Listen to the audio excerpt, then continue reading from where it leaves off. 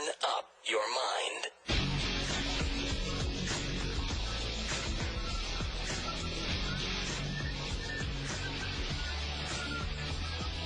All right, welcome to the Randi Rhodes Show for a Wednesday. I'm Nicole Sandler of RadioOrNot.com, in for Randi today. And I want to start by saying, wow, there's so much to talk about today. There's so much going on in the news, from a massive train derailment in Virginia that just happened within the last hour. And I haven't seen much coverage of it. I haven't seen much about it except for a horrific photo with lots of black smoke that somebody posted on Instagram with the note attached to it. It says, "Wow, guys, the train derailed right outside my building. Pray that no one is hurt." I guess it's outside of Lynchburg. Our thoughts are with those people, and I hope all is okay there. Then to the south, where it's yet another day of tornadoes and flooding in Alabama and northern Florida, in Pensacola, flooding like they haven't seen in I don't know how long. Streets out, some deaths reported. I hate to say it. Those kinds of events are going to be happening more and more often, as climate change takes its toll on the planet. So that's something else we can talk about today. A couple of hours ago in the Senate, the Senate Republicans once again did it again. The Senate Republicans filibustered a minimum wage increase. Yeah, you've heard the push, and the need to increase the minimum wage is so strong. I mean, you know what's going on in this country today. We have not had a minimum wage increase in a few decades. People are hurting. Somebody working full time for minimum wage, which too many people are these days, cannot make ends meet. You cannot pay the bills on $7.35 an hour. I'd say you can't even pay the bills on $10.10 an hour, but at least it's a step in the right direction. But what happened today in the Senate? Well, unfortunately, because when the Democrats sort of fixed the filibuster rule, they only did it for cabinet-level nominations and executive... Judicial nominations. Judicial and cabinet-level nominations, but not for legislation. So in order to even open debate on a bill to increase the minimum wage, they need 60 votes. And unfortunately, they don't have 60 Democrats in Congress. So the vote was 54 to 42, with 4 senators not voting, and it was straight down party lines, with one exception. I applaud Bob Corker of Tennessee, who voted yes. But other than that, Mark Pryor of Arkansas didn't vote, nor did Mark Pryor of Arkansas. John Boozman, also of Arkansas, didn't vote. Oh, I guess Arkansas, they're dealing with tornadoes, so maybe that's why neither one of them were present in the Senate today. Thad Cochran of Mississippi and Roger Wicker, also of Mississippi. Those are the 4 senators who didn't vote. And I'm wondering if they're back in their states where they're dealing with massive tragedy from the tornadoes that have been striking and all the storm damage. That's possible. In which case I wouldn't fault them for missing the vote. But, 54 to 42, of course, the 2 independents in the Senate, Angus King and Bernie Sanders, both voted with the Democrats. This is despicable, truly despicable. At a time when, really, Americans are hurting, for the Senate to deny debate on raising the minimum wage. Isn't this what we put them there for? I get it if at the end of the day, if at the end of debate, that they have to vote the way they're going to vote. But to deny cloture to open debate, to talk about the need to raise the minimum wage, that's disgusting.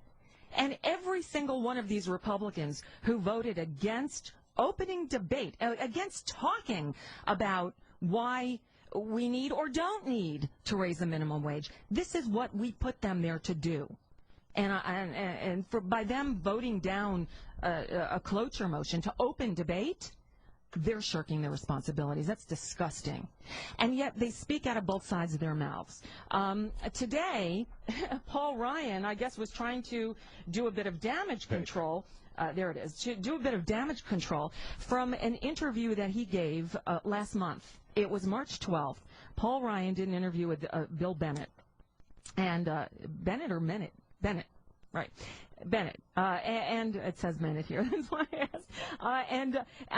You know, you really hear what this guy thinks. You hear where he's coming from. What forms, I guess, his worldview and opinions on life, because he goes and he quotes none other than Charles Murray, an avowed racist. You know, he's in the Sterling Club for Men. We should start a new, a new organization. We can put Donald Trump in there. We can put Donald Sterling in there. You know, we could put a few Donalds in there. Anyway, so here's what Paul Ryan said last month that got him in a bit of hot water. Okay. But, I mean, a boy has to see a man working, doesn't he? Yeah, absolutely. Okay. And so that's this tailspin or spiral that we're looking at in our communities. You know, your buddy Charles Murray or Bob Putnam over at Harvard, those guys have written books on this, which is we have got this tailspin of culture in our inner cities in particular of men not working and just generations of men not even thinking about working or learning the value and the culture of work. And so there's a real culture problem here that has to be dealt with. Everybody's got to get involved. So this is what we talk about when we talk about civil society. If you're driving from the suburb, you know, to the sports arena downtown by these blighted neighborhoods, you can't just say, I'm paying my taxes, government's going to fix that. You need to get involved. You need to get involved yourself, whether through a good mentor program or some religious charity, whatever it is, to make a difference. And that's how we help resuscitate our culture. Really? Yeah. That's how we help resuscitate our culture. Did you hear the dog whistle in there? I know it's kind of high-pitched, right? But the blaming poverty on those lazy inner-city men. Yeah, you know, he can think that he's talking in code and only those, you know, other disciples of Charles Murray and Donald Sterling, I guess, would understand. But we know full well what he was saying there. You know, he's saying, oh, those lazy blacks, you know, it's their culture. They just sit around. You know, Cliven Bundy, another member of the Sterling Club for Men, they sit around and they're lazy. And so today, finally, Paul Ryan actually spoke to the Congressional Black Caucus, and when they emerged, well, they were kind of okay, sort of. What is good out of this is we need to talk about better ideas on getting at the root cause of poverty to try and break the cycle of poverty. Yeah, to break the cycle of poverty. You know, it's the same Paul Ryan who said after, you know, as we're marking the 50th anniversary of the war on poverty, well, that didn't work. Well, that didn't work because Republicans then got voted into office and cut the funding that was allocated to fight poverty. So, you know, if you don't adequately fund something, it ain't going to work. Just look at No Child Left Behind. You can't pass legislation and pay lip service without paying the bills that go along with it.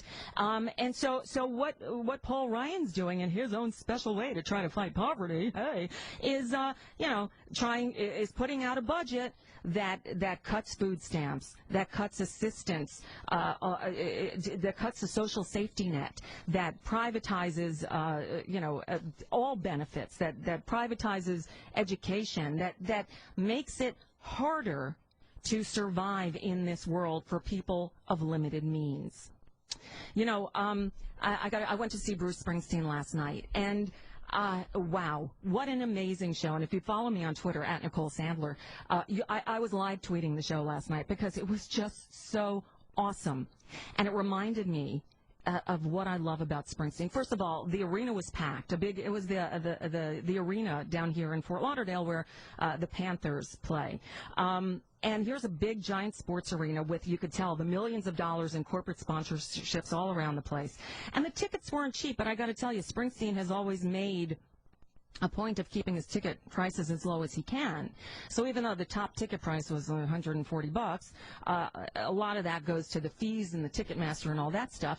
You look at some of the other big shows and they're double that. But that aside, the place was packed. A lot of middle-aged people like me having a great time. And there's Bruce Springsteen, who I think is now 62 years old, looking like he's 19, on stage and performing for the first time. And not only does he put on the most energetic, amazing rock and roll show, right? He went for 3 hours straight, 8:10 to about 11:13 nonstop. They never left the stage. They just kept going. And just when you thought the show was over, he'd strap on another guitar and launch into something else. But it was some of the songs that reminded me what it was that drew me to him all those years ago. When the first time I saw Springsteen was in 1978. And I think the fourth song he played last night, he launched into Badlands. And Badlands is so many of those, his early songs were about, the girl and the car and the, typical boy thing, but they all had this underlying theme about, the working guy. He did a song, he wrote a song, Factory, about his father who got up every morning, before the crack of dawn and went to work in a factory and what it was like. He's always been a champion of the working guy, of the union, a union mentality. I tweeted out, he did The River. Bruce Springsteen will do a 3-hour show and people show up with signs, for requests. And he goes out into the crowd and grabs signs and then goes through them and he'll hold one up to the band and they'll launch into a song. And he was playing some, really rare songs last night that I never in a million years thought I'd hear him do live. And so one of the songs he did was The River. And The River is it's a brilliant song. It's a story about a guy who, is 19 years old and he had these high hopes for a future and he got his girlfriend pregnant. And he said, the lyric goes, and I got Mary pregnant, and man, that was all she wrote. And for my 19th birthday, I got a union card and a wedding coat. And he would sing about the struggles of the common man, in Badlands. All I could think, and here's a song from the 70s. And I thought, how prophetic, because one of the lyrics that sticks out, poor man want to be rich, rich man want to be king, king ain't satisfied till he rules everything. Isn't that what we're living today? But again, the songs are about, the little guy overcoming adversity and breaking through. And that's the struggle we're in today. We are. I got to wonder why Chris Christie is such a huge fan of Springsteen's. You got to figure he's never listened to the lyrics. The show was great, and it reinvigorated me. And so, I got to thank a wonderful listener who actually sent me the ticket, because I'm in a boat right now where I couldn't justify the expense to go, right?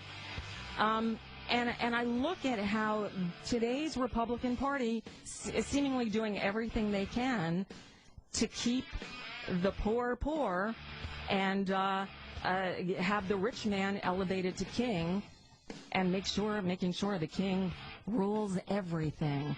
That's the oligarchy under which we are living today that we need to change. All right, so much to talk about today. The progressive movement lost a great hero. We'll get to that. We're going to talk the TPP. We're going to talk about voter ID and why that's a bad thing, because it's not voter ID that's a bad thing, but the way the Republicans are using the voter ID. All that and so much more. 866-87-RANDY is the number, 866-877-2634. Nicole Sandler for Randi Rhodes. We'll be right back. Randi Rhodes. Radio. Only smarter. This is the Randi Rhodes Show. Hi, Phoenix. Call me right now at 866-87-RANDY, 866-877-2634. This is the Randi Rhodes Show on 1480 KPHX. Either you're in favor of raising wages for hardworking Americans, or you're not. Either you want to grow the economy from the middle out and the bottom up so that prosperity is broad-based, or you think that top-down economics is the way to go. Republicans in Congress have found the time to vote more than 50 times to undermine or repeal the health care bill for millions of working families Earlier this month, they voted for a budget that would give the wealthiest Americans a massive tax cut while forcing deep cuts to investments that help middle-class families, but they won't raise wages for millions of working families? When 3/4 of Americans support it?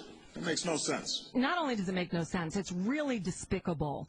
That was President Obama speaking just moments ago about the Republican filibuster of a cloture vote. So they wouldn't even open debate on the idea of raising the minimum wage.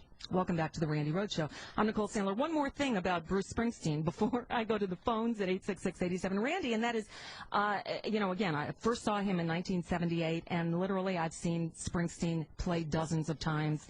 And you could, because it's never the same show twice, just so you know. It's always different. And what he did last night is what he does at every stop. In every city, Bruce Springsteen brings a food bank to the show. He sets them up in tables around the arena. Last night here in Broward County, Florida, it was LifeNet for Families. LifeNetForFamilies.org is their website. They've been feeding people here in Broward County since 1985. I have their brochure. I will be giving them some donations. They accept everything from cash donations to in-kind donations. They help people. That's what Bruce Springsteen is about. Unlike these people, in Congress, it's just unconscionable what they do and how they talk out of both sides of their mouth. Paul Ryan lies through his teeth when he said, we want to help people out of poverty. And then he puts forth a budget that will do everything to keep people living in poverty and only enrich the rich even further. It's sickening. Joan in Forestville, California. Hey, you're on the Randi Rhodes Show with Nicole. Hi there. I just wanted to say to you, I'm 67 years old, and I went through all the great 60s music and 70s music. And the first time I heard The River, I got chills. Wasn't that that song? When he started playing it, and that was a request last night. Someone was holding up a sign that said The River, and he said, I want to play this for all the young, there's a lot of young people here, some of you who couldn't have been here for more than, our last couple of tours. And he said, I want you to hear this. And that was an interesting choice, I thought, because it's a story of unrealized dreams. Yes, absolutely. And man, that was all she wrote. Yeah. And, every time I hear that song, it gives me chills. Mm-hmm. I get chills just as you said that, yeah. He's the most amazing artist, and I'm so glad that you got to hear him sing this song because I went to the River concert. Me too. That was my first tour, my first Springsteen tour. Hear it, but I know what it's like to hear that song in person, and it just pulls your heart out. Yeah, and the fact that, he walks the walk. He puts, he's the real deal, and he cares about people. And he stayed that way all this time. Yeah. He's still doing it. Yeah, he's still doing it. Yeah. And you're going to still be doing it, too, aren't you? I am. Look, the Randi Show, unfortunately, is ending, and that tears my heart out as well. Yeah. But I'm going to keep going at radioornot.com. It's a free show. You can listen live, from 10 to noon Eastern, Monday through Thursday, or any time on the site via the podcast. It's always free. So thank you. Thank you for bringing that up. I appreciate it. Thank you very much. And I agree, it's the most despicable thing on the planet when all these rich millionaire senators can't give poor people a raise to $10.10. Right. Isn't that disgusting? You can't hardly live on $20 an hour. Right. No, you can't. In California, they're high, but still, It's unreal. It's like they're doing everything they can to keep the poor people poor and let those the king rule everything. Slave wages going. Yeah, you got it. Joan, thanks for the call. All right, more of your calls coming up. In a conversation with John Nichols of The Nation, we lost a real progressive champion this week, and we want to tell you about Tim Carpenter. Nicole for Randi. We'll be right back. Randi Rhodes. Well, Randi will be back on Monday. She'll be here for another 2 weeks, and I'm sure those are going to be 2 weeks of amazing radio. I'm Nicole Sandler of RadioOrNot.com. Always honored to be here filling in for Randi, but especially this week because, just knowing that the end of her show is coming is so bittersweet. You see, if you're listening to Randi's show, you are concerned about the ways of not only this country but the world. You're concerned about the direction this nation has taken. You pay attention to the news. You pay attention to politics, and I'm guessing that you're not real happy with the way with just the way things are going right now. I'm guessing you're probably a progressive, and I'm guessing that you know of the few good progressive organizations that are out there, one of which is PDA, Progressive Democrats of America. Let me bring in John Nichols of The Nation to talk about a guy who was the epitome of a progressive activist who's been on the front lines fighting for you and me, fighting for us for so long. And unfortunately, he lost his fight with cancer on Monday. And I'll tell you, we lost a real hero, not only for the progressive movement, but for this country. John Nichols, thanks for joining me today on Randy's show. It is great to be with you, Nicole, and what a nice setup for a conversation about Tim Carpenter. I got to speak with Tim on the phone many times, living in Florida, obviously, and I've interviewed him a lot over the years. I had no idea he was sick, and I hadn't spoken to him lately, and now I really regret that because I should have had him on my show more often.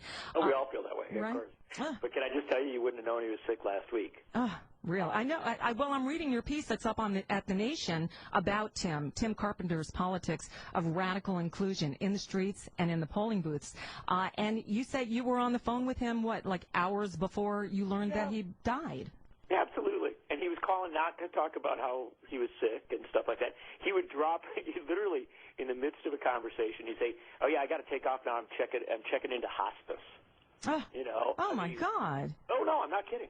Or I'm just coming out of chemotherapy. But I have never in my life experienced somebody who was going through such a battle and yet absolutely continued organizing. Right. Absolutely continued to fight for economic and social justice, peace, and sustainability, the four kind of linchpins of what he and PDA were about. And I think the most important thing as we talk about Tim is not to look back too much, because he wouldn't let us do that, but to let people know what we've lost. Tim Carpenter came out of Orange County, California, and some of your older listeners will know that Orange County used to be the bastion of the John Birch Society. Orange County is still pretty red. In fact, I lived for many years in Los Angeles, and we would talk about going behind the orange curtain. Once you crossed over the county line, you were going behind the orange curtain. It's still pretty conservative, although not as bad as it used to be. Well, that's how Tim referred to it, too, behind the orange curtain. Yep. But you can imagine, as like a 12, 13-year-old, he was out nailing up McGovern's sign. Love it. In 1972. Wow. And he's still as a teenager, a young teenager, like 16, 17, signed up with Tom Hayden when Tom Hayden ran an insurgent campaign for the Senate in the 70s. By the time Tim got to college, he was working with the Catholic worker movement, and he was sleeping on the streets of Santa Ana, California, not a big liberal town, with the homeless. So that when the police came to remove the homeless, there'd be an activist there who knew the law to push back. He then went into the anti-nuclear movement, and if you can imagine this, Nicole, here's this guy. He's such a brilliant organizer, such a talented political player, that he went from sleeping on the streets with the homeless to flying around the country with Jackson Browne and Bonnie Raitt and all of the rock stars who became key players in the anti-nuclear movement in the 80s. Sure. Then he translated that into being a key aide to the Reverend Jesse Jackson when Jackson ran for president. Then he helped to organize Jerry Brown's 1992 presidential campaign, in which he ended up addressing the Democratic National Convention of 1992, calling on delegates to hold true to their progressive principles. He then went on through the 90s, every anti-war, every economic justice struggle, became a key player in Dennis Kucinich's presidential campaign, actually deputy manager. And when the Kucinich campaign ended in 2004, Tim Carpenter had I think, genius to recognize that the Democratic Party was not making Iraq a big enough issue, that it wasn't focusing enough on what people really were angry about. together Kucinich supporters, Howard Dean supporters, and other activists. They went across the river from Boston, or up the road really, and held a gathering where they decided that they would form a group that had as its purpose making sure that the Democratic Party never lost touch with its New Deal, progressive, idealistic, 60s civil rights, anti-war, 70s, social justice, 80s anti-nuclear, 90s, again, anti-war, I hate to say. But, bringing together and keeping those values alive. They chose as their slogan, healthcare, not warfare. Right. I had a bumper sticker, one of those bumper stickers on my car for a long time. And then they called themselves Progressive Democrats of America. Yep. They took off from there. Yeah. And I know people can get deeply discouraged about politics. Yeah. And they can see electoral politics as very corrupt and very disappointing. The interesting thing about Tim Carpenter is he lived in a little house in Florence, Massachusetts. He never made a lot of money. He was never, like the biggest star of politics. Right. But if there was one person in the Democratic Party who absolutely, consistently stood up for progressive values, it was Tim. Yeah. And as a result, people like John Conyers and Alan Grayson and Bernie Sanders and so many others, when you ask them about Tim Carpenter, their faces light up. Yeah. Well, because he was the real deal. So John Nichols is with us from The Nation, obviously a friend and a colleague of Tim Carpenter's, because, fighting for the same, for progress, for progressive ideals. And you'll like this story. I was in D.C. Probably 3 years ago, and although, as I told you, I had spoken with Tim on the phone many times, we hadn't met in person. And I walked into a room, he was setting up for a presentation he was doing, and I spotted him, and I had to go up to him and shake his hand and introduce myself. And he stopped what he was doing to talk to me, and we really had a great conversation. And I'm trying to remember exactly how it went, but it was around the time the Occupy movement was happening. And we were talking about it, and he's like, here's the thing. We need an inside-outside strategy.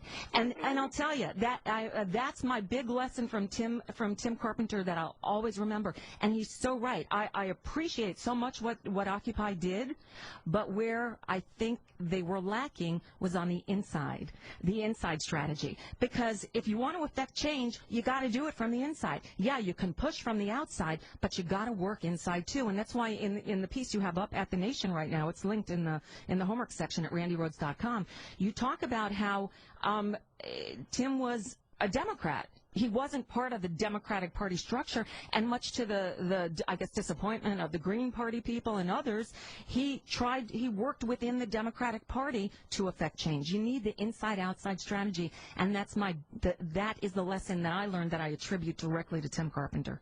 I think your point is very well taken, and although I don't make these choices always, I recognize, and I actually think Tim did too. There are some times when a Green candidate might be able to bust on through and make it. There were times when a socialist like Shama Sawant out in Seattle might bust on through and make it. And Bernie Sanders, is a socialist. Yeah, and an independent. Yeah, right. So Tim loved all that. Mm-hmm. There was nothing doctrinaire about it. Right. And he worked across all kinds of lines. But his argument was, this is a very interesting one, it was very kind of a mission-driven, witness-driven kind of politics. As he said, the Democratic Party is one of the two major parties in America. Mm-hmm. It's the one that, by and large, not always, but by and large, a lot of progressive voters turn to, and that certainly a lot of the communities that most need a strong and viable government look to and vote with. And he said, there's got to be somebody in that party standing up for the grassroots, for the working class.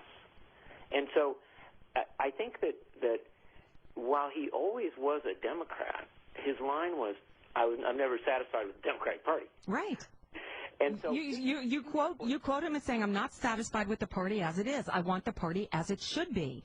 Yeah. And that's what we need to do is push them. Look, some people will criticize me because I'm critical of the Democrats. But that's what we have to be. Because I can't imagine anyone satisfied with today's Democratic Party as they are. Well, here's the interesting thing. This is because Nicole, I listen to you and love the way that you bring an independent, progressive perspective to these discussions. Thank you. And you know what the thing is? Some people see that as being not loyal enough or not, kind of on the team enough. But here's the thing that Tim taught me. This thing I learned from watching Tim over the years. He would anticipate issues, and he would be out front at a time when, frankly, a lot of other Democrats didn't want to go near something, holding George Bush and Dick Cheney to account for the lies and all the wrongdoing associated with the war in Iraq, really pushing for a genuine health care reform, not a compromise, but also things like marriage equality and a constitutional amendment to overturn Citizens United, big, bold proposals. When Tim Carpenter got on board with them, most other Democrats weren't quite willing to go there. But the reality is that as time moves forward, you realize, well, here was somebody who went out and kind of did the groundwork. They laid the outlines out so that as the party itself. Okay, that's weird. That's the second time this week that our phones just in the middle, we're talking about something important, progressive politics, and our phones go haywire. Hi, NSA. I don't know what happened, but let me just, while Sean is redialing John Nichols, say we're talking with John Nichols of The Nation about Tim Carpenter, who lost his battle with cancer on Monday. And if you didn't know he was ill, I guess that's because Tim worked up until the last minute. John writes in this piece that he's got up at The Nation that he was on the phone with Tim just hours before he heard the news that he had passed. He says, Tim was on the phone with me running through the latest numbers from a national petition drive he and Progressive Democrats of America had organized to urge Vermont Senator Bernie Sanders to seek the presidency. That's what Tim Carpenter was doing hours before he died. Yeah, and as a legacy, you might want to check out Progressive Democrats of America, their website, pdamerica.org, and join, because there are chapters all over the country. Sorry, John, I don't know what happened there. I think someone's messing with us. I heard a little flutter, and then yeah, second time this week. What I was saying was simply that sometimes there are people who are ahead of the curve who tell us where we're headed, and as Democrats in the U.S. Senate now prepare sometime this year, if what Senator Schumer is saying, to vote on amending the Constitution to get big money out of politics. Yeah. Well, 4 years ago, I could hardly find anybody on Capitol Hill talking about that. Very, very few members stepping up to talk about a constitutional amendment being the necessary response. 4 years ago, Tim Carpenter was out already petitioning on it. Yeah. He was ahead of the curve. So, John Nichols, let me ask you this. Obviously, while we were getting you back on the line, I mentioned Progressive Democrats of America, pdamerica.org. There are chapters everywhere.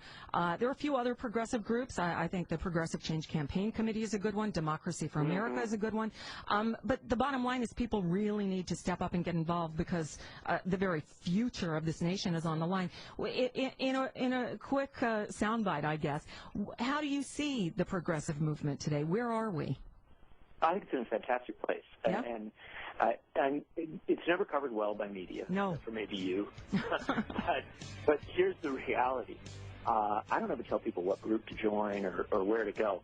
I agree with you. Get engaged. Yep. What you're going to find is when you engage, there are people across this country who are working on fundamental issues.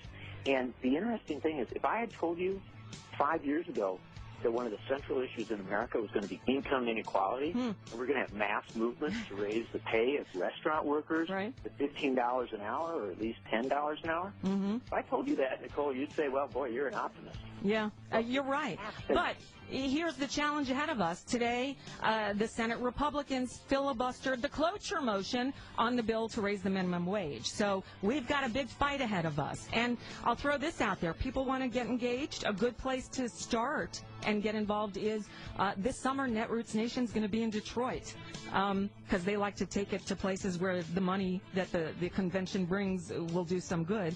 That's a good place to meet a lot of progressive activists and get involved. Just one more thing to throw out there, but getting involved is the key, and that's what Tim Carpenter will tell you too, right? I think it absolutely is. And Nicole would also say, listen to progressive media, support progressive media, and understand that real things are happening across America all the time. There are real heroes out there doing the work, folks like Tim. And our job is to make sure that citizens know how they can tap into this fight. There's plenty of money coming down from on high. The only way we're going to fix this thing is if all of us start organizing at the grassroots. And Tim Carpenter, I'll tell you something, he used to show up in his beat-up car with his Bob Dylan cassette, stuck in the, blaring out, and he'd always come with a dozen people. He'd pack them in because Tim Carpenter was the kind of activist you need. He didn't show up just to sit and watch. He showed up to do something. I hear you. John Nichols of The Nation, thank you. Thank you for this beautiful piece about Tim, and thank you for all you do. It's great talking to you. We'll do it again moving forward back at my place at radioornot.com. I'd love it. I'd love it, Nicole. I'll talk to you soon. Strong. Thank you. You too. Bye-bye. All right, Nicole for Randy. We'll be right back with your calls next. All right, it is Nicole Sandler in for Randi Rhodes. Let's go right to the phones and talk to is Dan in Northern California, listening on iHeartRadio. Hey, Dan. Hi. So I'm from the Dega Bay. You know where they film the birds?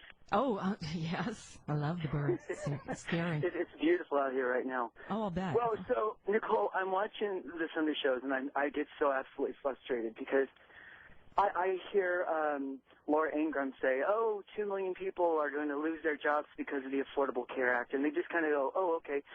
And can we just say, let me just stop you, Laura Ingraham, who ABC News just decided to bring on as a paid contributor, really? Because they need another right-wing crazy voice?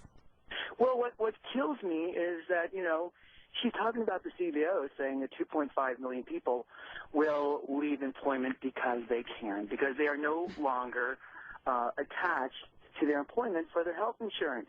So they will choose to retire because they can. And the fact that nobody says, wait a minute, this is how misleading what you just said is. And this is how just bald-faced, dishonest the other side of the argument is.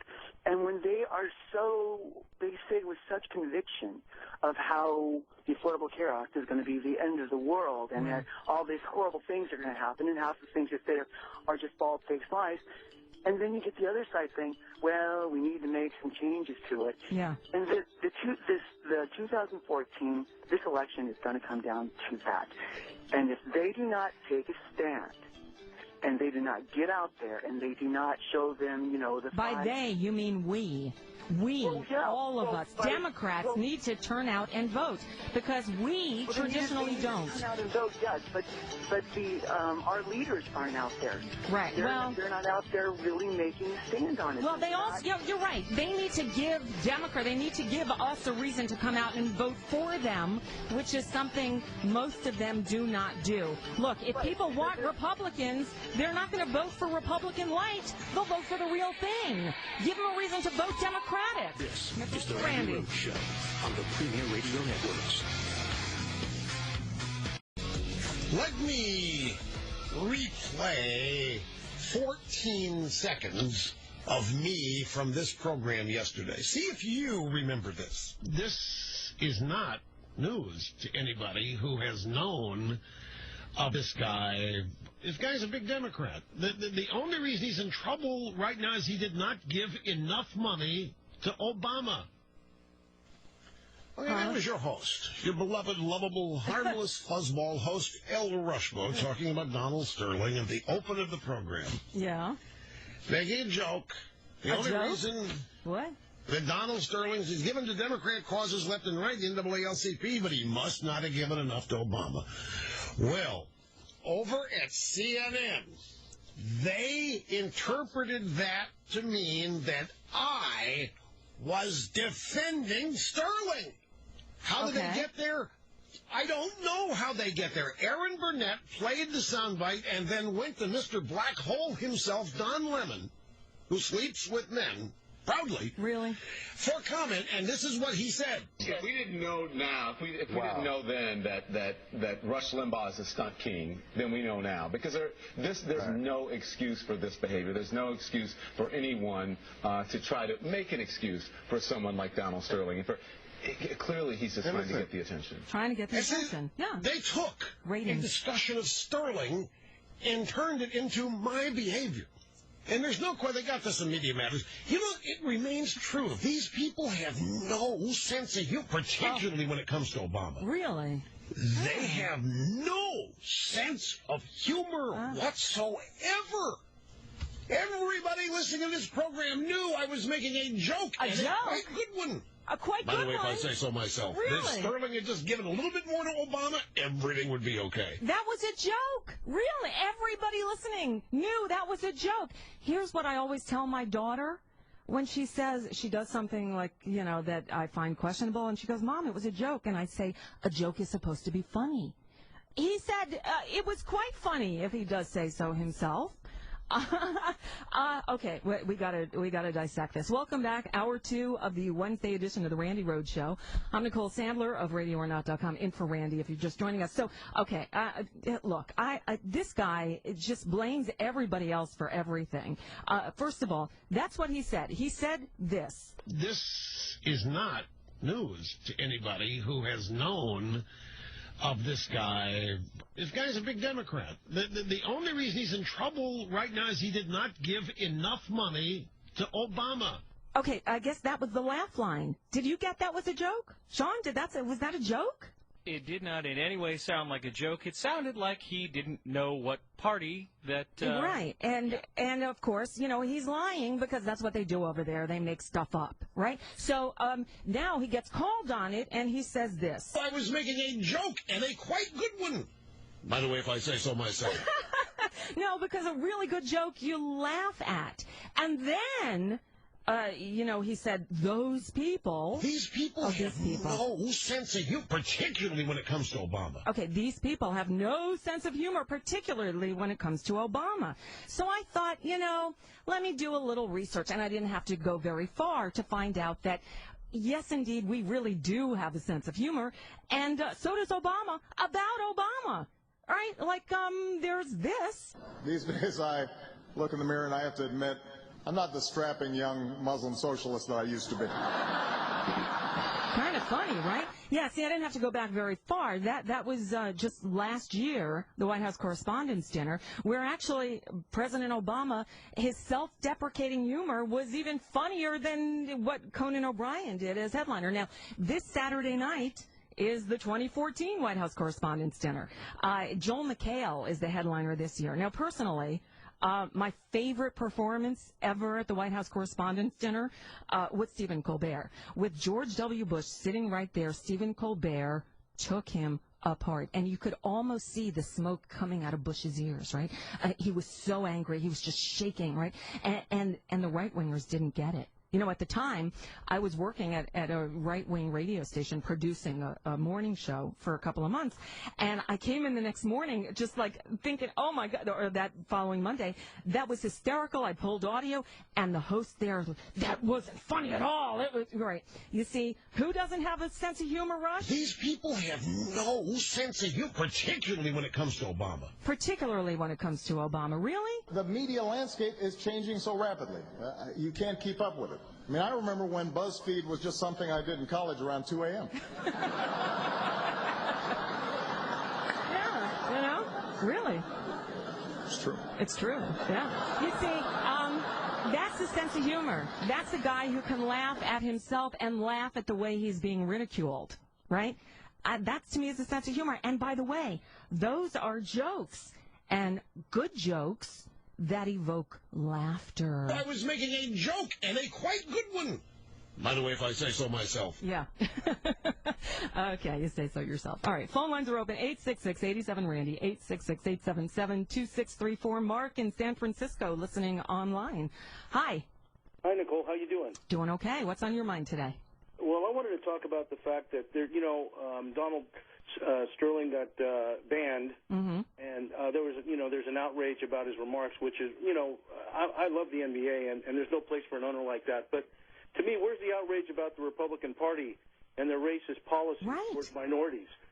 Voter ID, they're restricting African American and other minorities from voting. Where's the outrage there? Where's the outrage about the Ryan budget that slices and dices the minorities and the low-income people in this country to shreds?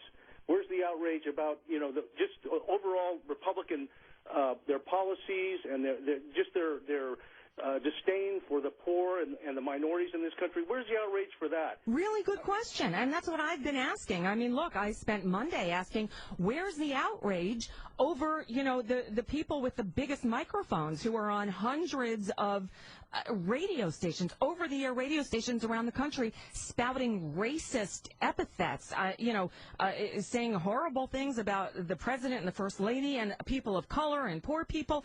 I mean, blaming people living in poverty as being for their own situation because they're lazy. I mean, really?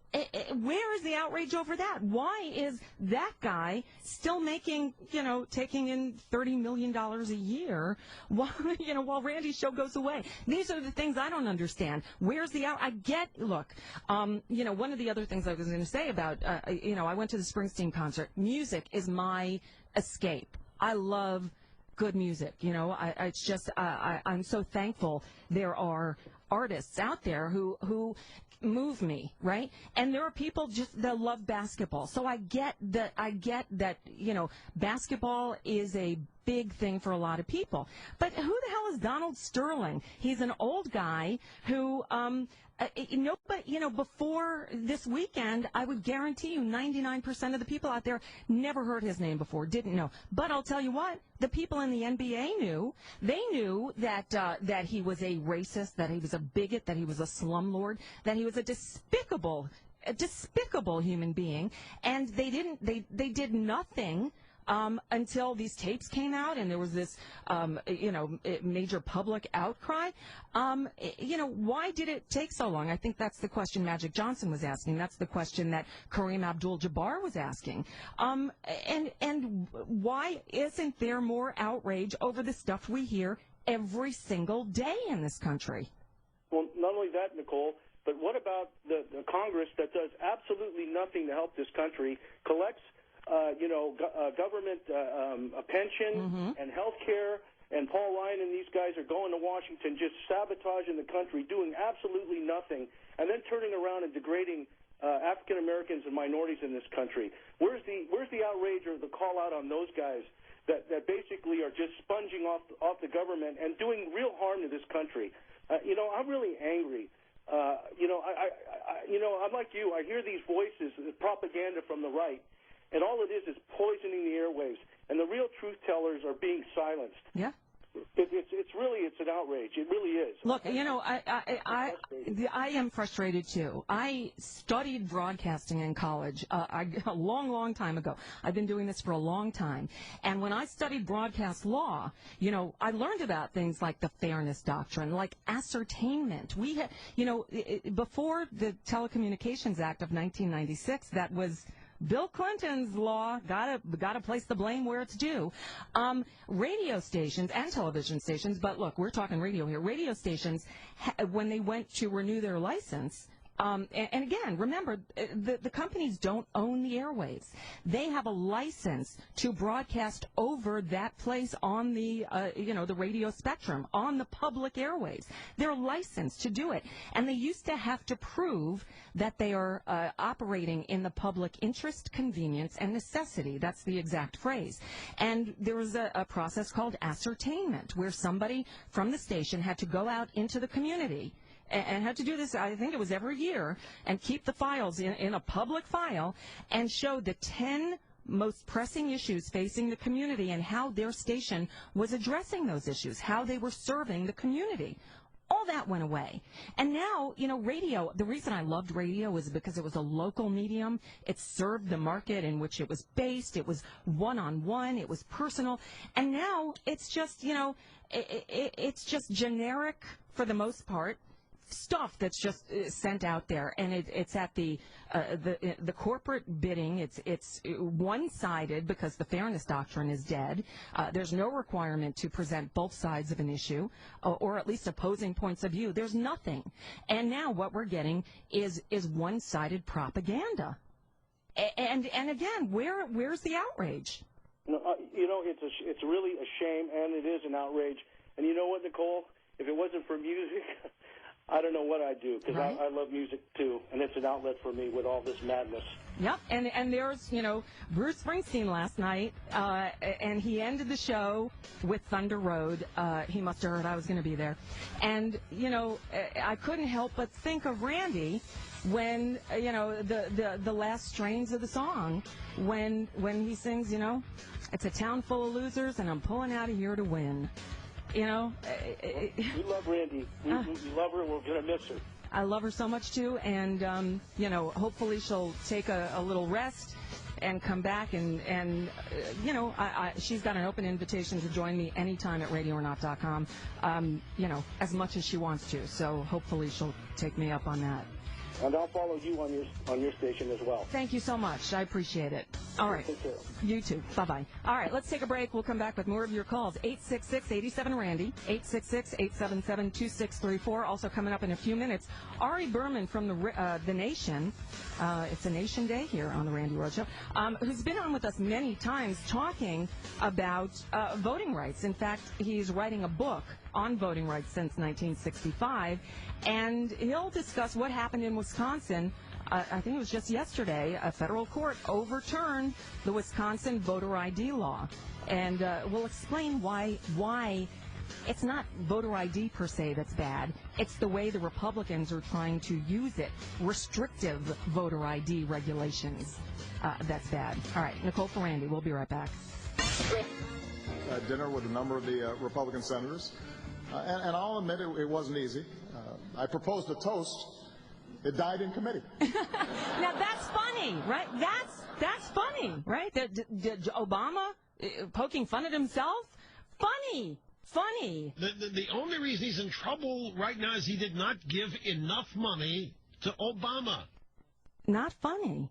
No, not funny, right? I know Republicans are still sorting out what happened in 2012, but one thing they all agree on is they need to do a better job reaching out to minorities. And look, call me self-centered, but I can think of one minority they could start with. Funny! That's funny, right?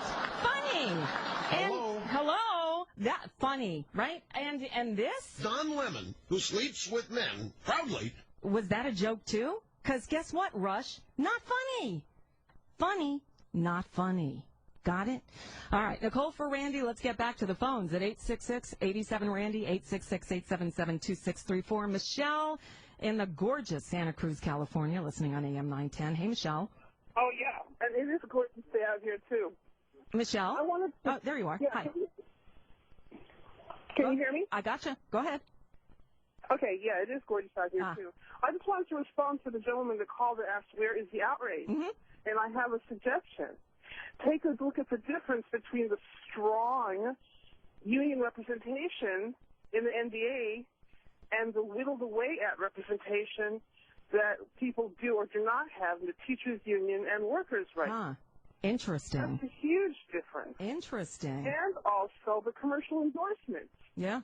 Now, since the oligarchy runs the newspapers and the TV stations and the radio stations, I'll bet that a lot of people that want to talk about it, reasonable people that want to talk about it on the air, they have to step a little lightly because of who owns the station. Yeah. Oh, you're absolutely right. Absolutely There's right. The outrage right there. Yep. They don't have any power, and that's all well-crafted plan. It's by design. Mm-hmm. No, you're right. And Michelle, I really appreciate you bringing up about the teachers.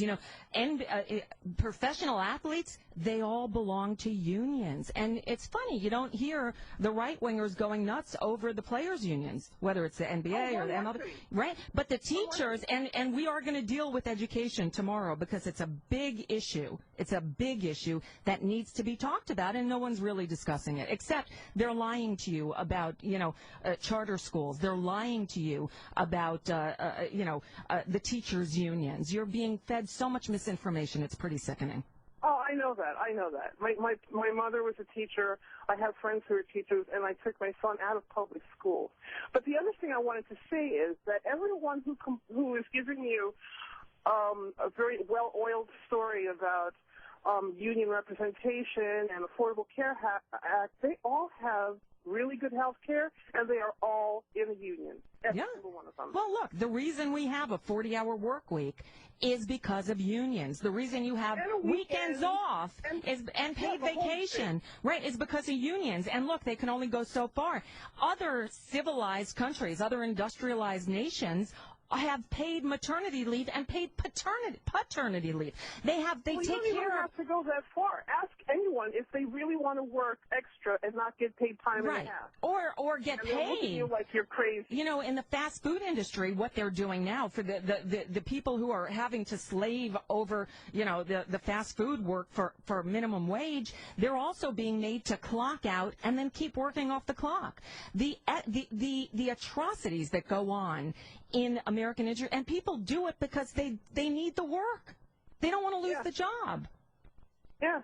And worker protections came from unions. And I don't get people who vote against their own best interests, but it happens constantly. And if you listen to right-wing talk radio, you hear all the ditto heads calling in and talking, vilifying unions, who are the ones who got the middle class elevated in this nation, and as we've seen the decline of the unions, we've seen the death of the middle class in this country. Thank you for the call, Michelle. You know, there was a report just a few days ago that the United States middle class has fallen behind Canada and other nations as well.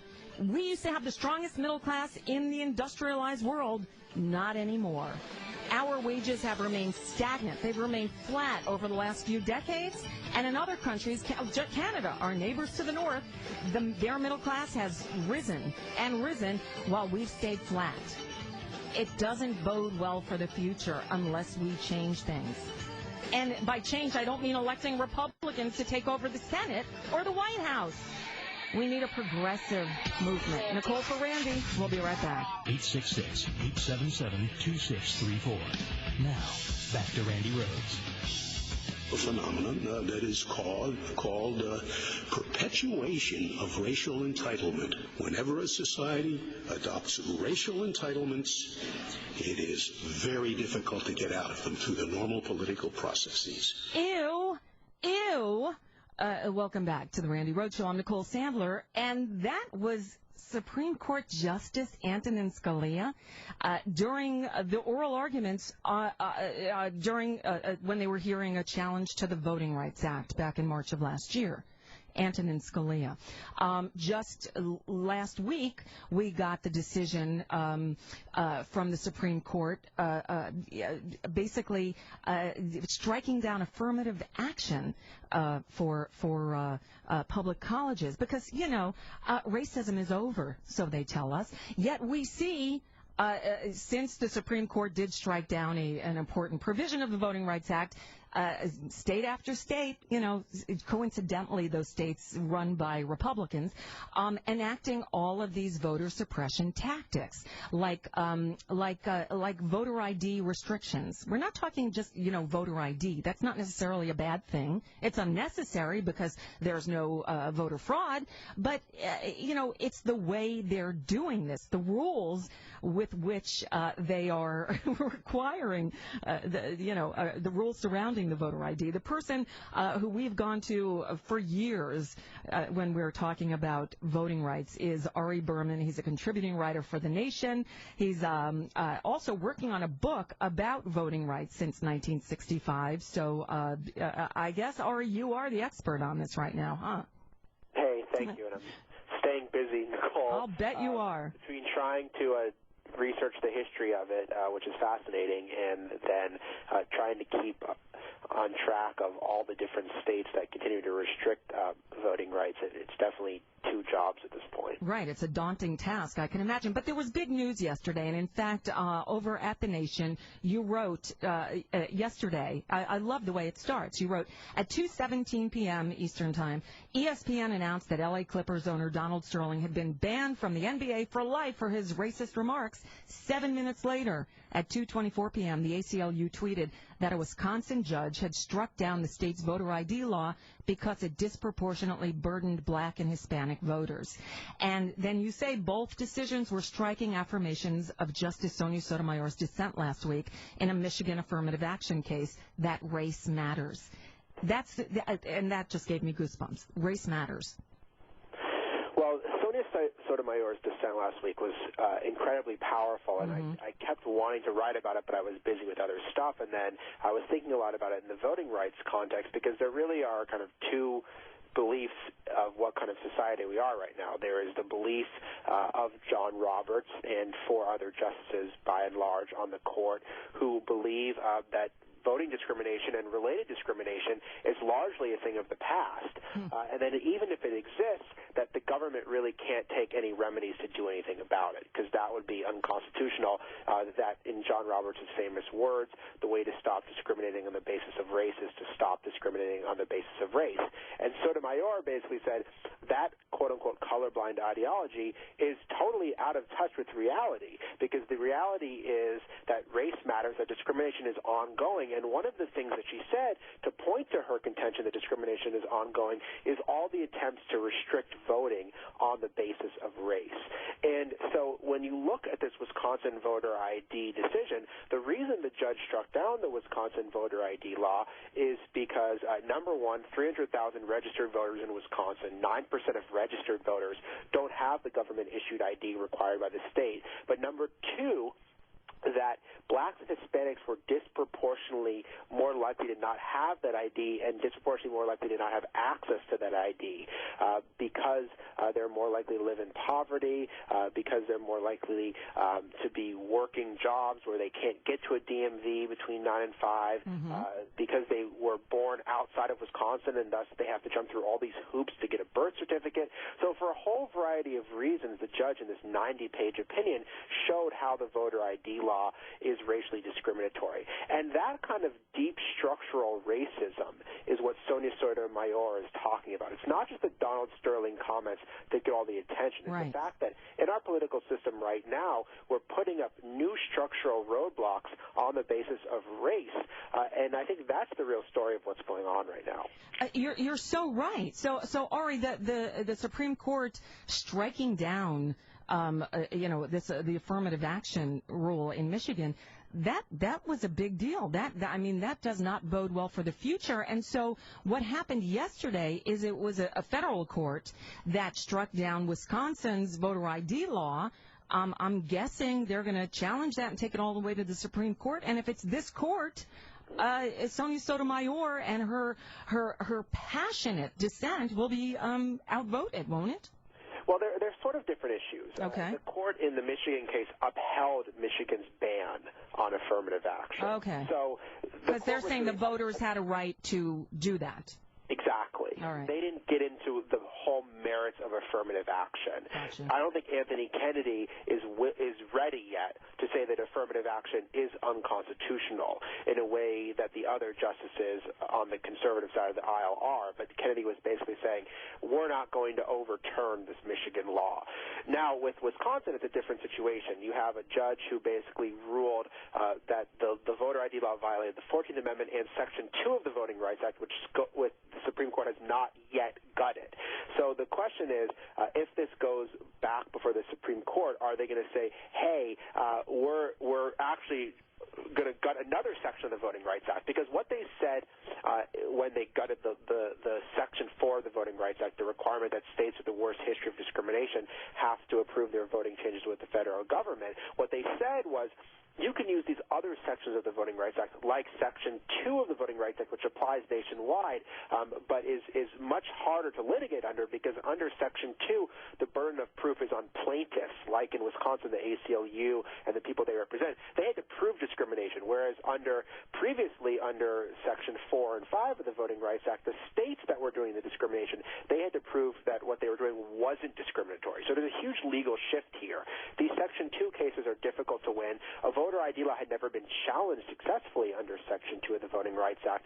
So this is a very good sign, at least temporarily, because it means that other sections of the Voting Rights Act can be used to challenge these new types of voting restrictions. And big litigation right now in North Carolina and Texas by the Justice Department and other groups is under Section 2. So this could be the wave of the future in terms of legal challenges to these kind of laws. Now, Ari Berman of The Nation is with us. Now, let's talk about what is wrong with these voter ID laws that are being enacted around the country in these, Republican-ruled states. It's not voter ID per se. Look, if they're just saying, look, we just want to double check, we want to be safe, not that there's really any problem with voter fraud because we're not seeing it, but bring some form of ID to show that you are who you say you are, and we're good to go. But what we're seeing in state, and for instance, North Carolina, you brought up, enacted one of the most egregious voter ID laws in the country, if I remember correctly, and Texas has one, and Arizona has one, and for instance, and I guess it changes from state to state, but in many of these states, in some of these states, for instance, your ID from a state university is not good enough to use as voter ID, but your gun license is?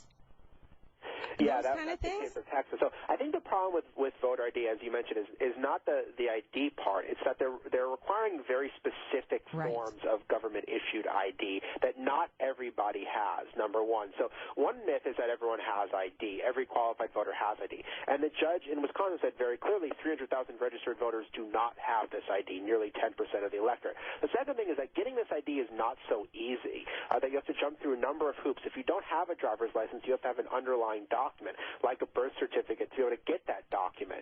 If you don't have a birth certificate, sometimes it's very difficult to get a birth certificate. So you start to get in this Kafka-esque situation where if you don't have one document, you need another document that you can't get because you don't have the previous document. And so you're seeing people, particularly the lead plaintiff in this case is an 84-year-old woman who's voted in pretty much every election since 1948. I mean, she had a very difficult time obtaining her birth certificate to get her ID.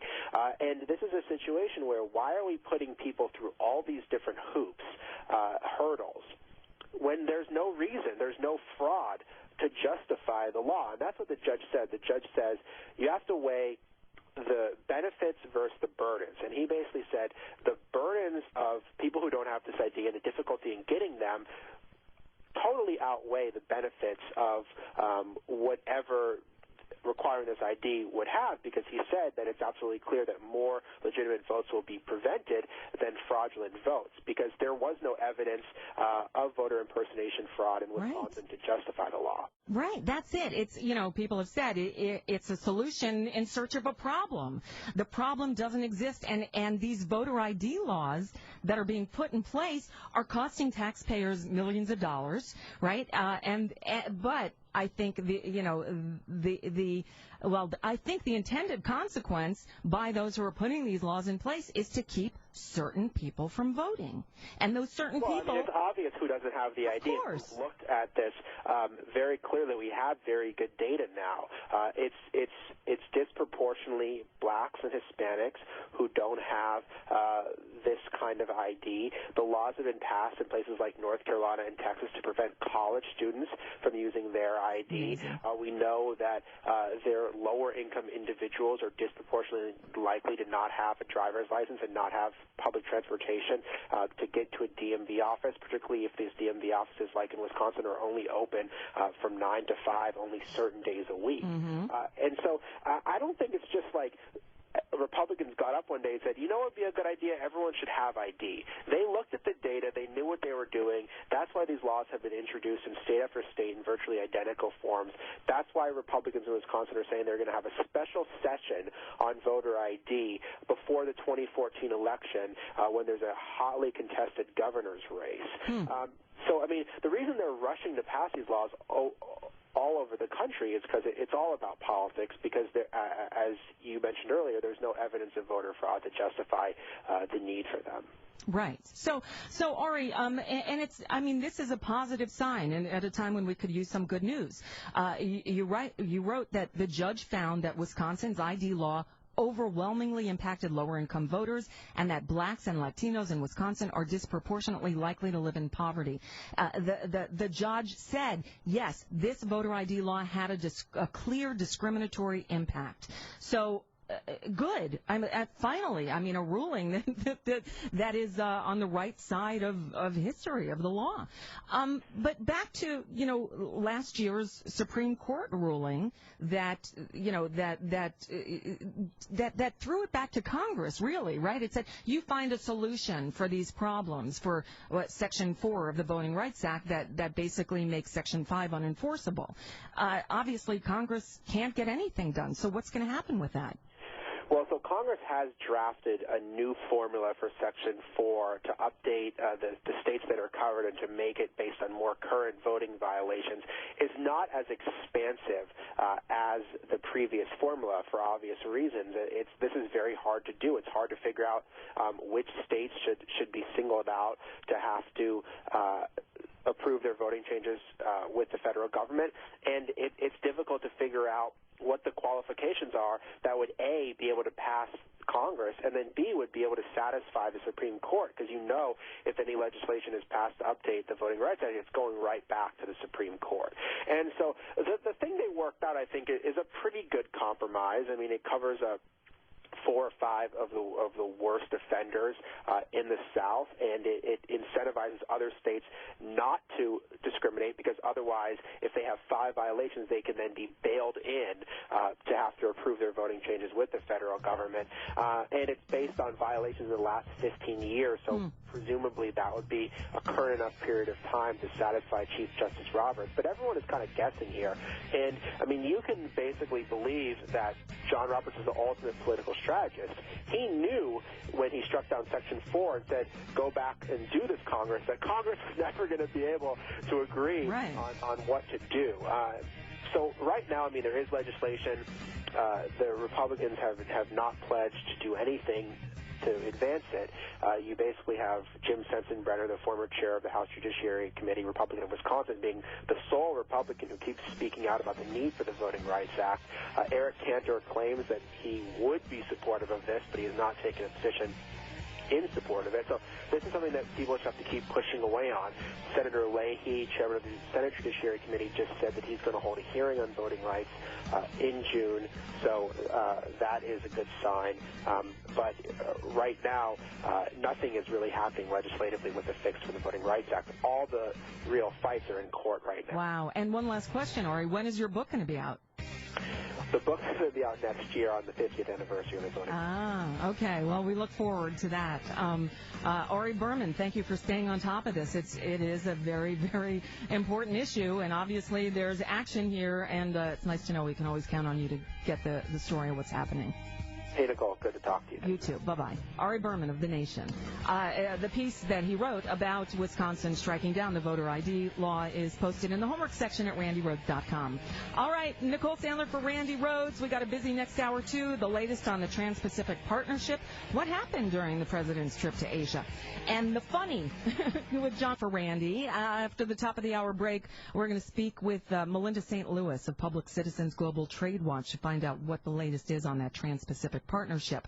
But I want to take our next call. Mark Taylor Camford has a piece up at Daily Kos about a conference that went on this weekend, the National Minimum Wage Campaign, and it's a campaign for $15 an hour minimum wage. Forget the fact that, the Senate Republicans today filibustered the cloture vote on to open debate on raising the minimum wage to $10.10 an hour. There is a movement gaining steam nationwide for a $15 an hour minimum wage. Hey, Mark.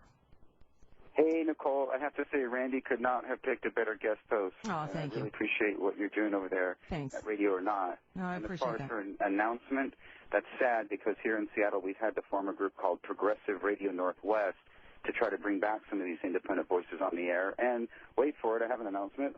Looks like I'm going to have my own radio program next month on a new independent network. So some of us are going to try to pick up the slack where Randi's leaving off. That's great. Well, let me know about that, and we can talk about it over at Radio or Not as well. But we've only got about a couple of minutes here, so I want to find out what went on last weekend in Seattle. the first ever national $15 an hour minimum wage conference, and folks can go to 15now.org to get more information. But we had David K. Johnston, a Pulitzer Prize-winning journalist. In fact, he'll be here on Friday. He'll be on the show Friday here.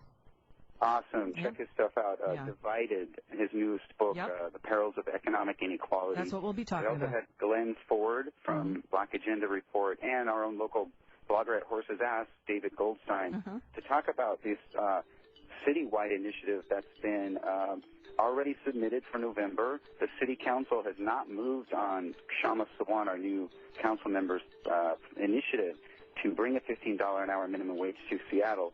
So the people have gotten together, filed their own charter amendment, and they will be on the ballot in November if they can get the 50,000 signatures they need. In the community of SeaTac, Washington, just south of Seattle, they actually did vote on a Proposition 1 citywide initiative to bring about a $15 an hour minimum wage in SeaTac, Washington. Right. Unfortunately, a Superior Court judge overruled it. Right. International Airport is not covered. Right. And in fact, there's the Fast Food Forward campaign in New York, Fight for 15 in Chicago. This may have to happen locally and spread across the country like that. 15now.org. Mark Taylor Camford, thanks so much for that. Nicole for Randy. We'll be back. Change has come to America. Is that a rabbit in your pocket? You just happy to see me. This is the Randi Rhodes Show. Turn up your mind.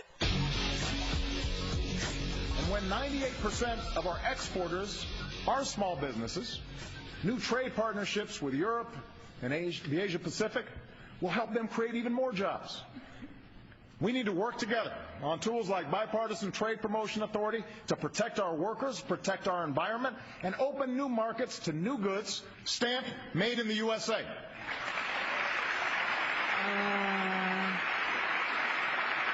Okay. Yeah, that was President Obama in January. That was in January during the State of the Union address. First time he had ever mentioned the Trans-Pacific Partnership, although not by name, but yeah, these new trade agreements. And jaws dropped around the nation because for those of us who've been following the story, we know that the Trans-Pacific Partnership is not a free trade agreement. It's a top secret negotiation that's been going on since the Bush years, and it is not good for America. Some have called it NAFTA on steroids. And the thing is, you've not read it because it's super secret. We've seen parts of it that have been leaked. Thank you, WikiLeaks. And we know that it is not good. Welcome back to Hour 3 of the Randi Rhodes Show. I'm Nicole Sandler, in for Randy. And on the line with us now is Melinda St. Louis. Melinda is a Public Citizens Global Trade Watch. What is your title over there, Melinda? I'm sorry, I didn't... I'm the Director of International Campaigns. There you go. Director of International Campaigns. We've spoken before about the Trans-Pacific Partnership. And the reason I wanted to talk with you today is twofold. One is the president's been in Asia. He had a big meeting with the Japanese Prime Minister that apparently didn't go all too well, did it? Well, no, this was really touted in many ways as a do-or-die moment for the TPP. The TPP has been the Trans-Pacific Partnership. It's been languishing in many ways. There has missed deadline after deadline of conclusion, and there have been back and forth negotiations between the U.S. and Japan for months to try to clinch a deal on some sensitive trade issues on agriculture and automobiles. And President Obama was supposed to try to clinch that deal. There are definitely different reports about what happened there, and the Japanese counterpart said that they were very far from achieving a deal. There was someone from a U.S. senior official who said there was a breakthrough but did not say what that breakthrough was. And on the Japanese side, there clearly didn't seem to be a deal that was struck. Right. Now, on the home front over here, there have been people really raising red flags. I know Congressman Alan Grayson of Florida has been on my show many times, and we've spoken about the Trans-Pacific Partnership and his opposition to it. And Congressman Grayson raised such a ruckus that actually he got to read the draft copy of it as it was, going through all the revisions, I guess. But had to do so in his own office. He couldn't make any copies. I guess he couldn't take notes, and he certainly couldn't talk about it afterwards, or he'd have to kill us because it's super secret. Now, is this how trade deals are normally negotiated? Well, unfortunately, what we've seen is that while trade deals unfortunately have been negotiated in secret, the TPP has been the most secret in history. Under an administration that supposedly is committed to open government, we've actually seen an unprecedented level of secrecy. In the past, some trade agreements have had their negotiating text published by this stage at the World Trade Organization, which is hardly a paragon of transparency. They publish negotiating text, and yet the TPP has been unprecedented. All the parties, we found out, signed an agreement saying they wouldn't release the negotiating text until 4 years after it was concluded. Oh my God! And which again is unprecedented.